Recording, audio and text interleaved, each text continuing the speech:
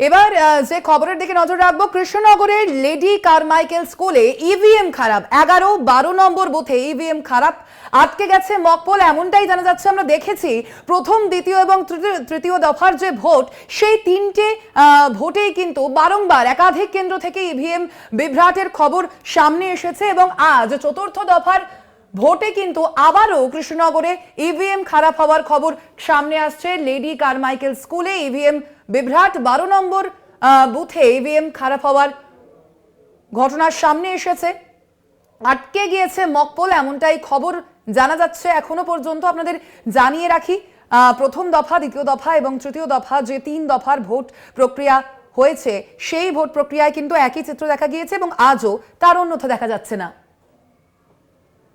আজও lady Carmichael স্কুলে EVM খারাপ হয়েছে, এমনটাই এই খবর সামনে আসছে।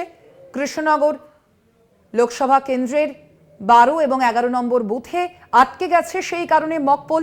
ইভিএম বিভ্রাটের কারণে আটকে গেছে মকপোল। কৃষ্ণনগর লোকসভা কেন্দ্রের অন্তর্গত একটি বুথে ইভিএম বিভ্রাটের খবর সামনে আসছে। লেডি কারমাইকেল স্কুলে ইভিএম খারাপ। আমরা কথা বলবো এ বিষয়ে, সরাসরি রয়েছেন আমাদের বিশেষ প্রতিনিধি সুচন্দ্রিমা। সুচন্দ্রিমা, আমরা যেমনটা জানি যে প্রথম দফা, দ্বিতীয় দফা এবং তৃতীয় দফা, এই 3টি ভোটেই কিন্তু আমরা দেখেছি যে ইভিএম বিভ্রাটের খবর সামনে এসেছে এবং আজ কিন্তু দেখা যাচ্ছে আবারও এই যে কৃষ্ণনগর লোকসভা কেন্দ্রে চতুর্থ দফার ভোট রয়েছে, সেখানেও এই ইভিএম বিভ্রাটের খবর সামনে এসেছে। এখনো পর্যন্ত কি জানা যাচ্ছে, নির্বাচন কমিশন কোনো পদক্ষেপ নিয়েছে? দেখো, ভোট শুরু হতে আর মাত্র কিছু সময় বাকি এবং তার আগে যে বুথে আমরা সকালবেলা এসে উপস্থিত হয়েছি, এখানে আশেপাশে বেশ কয়েকটি বুথ রয়েছে।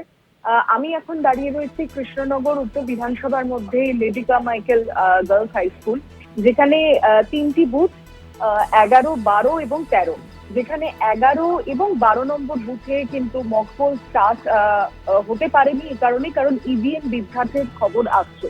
এখানে যারা ইসি আধিকারিক রয়েছেন তারা এসে যখন মকপোল করার আগে মেশিনটি স্টার্ট করার চেষ্টা করেন, তখন সেখানে কিন্তু যান্ত্রিক ত্রুটি দেখা যায় এবং ভিভিপ্যাটেও একটি সমস্যা হচ্ছিল বলে জানান আধিকারিকরা।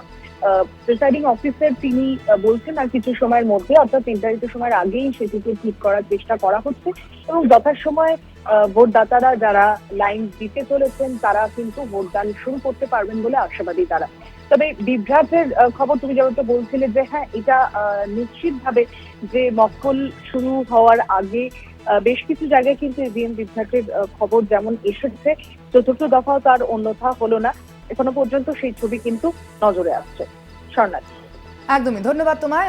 আমরা কথা বললাম, আমাদের বিশেষ প্রতিনিধি সুচন্দ্রিমা ছিলেন ফোন লাইনে।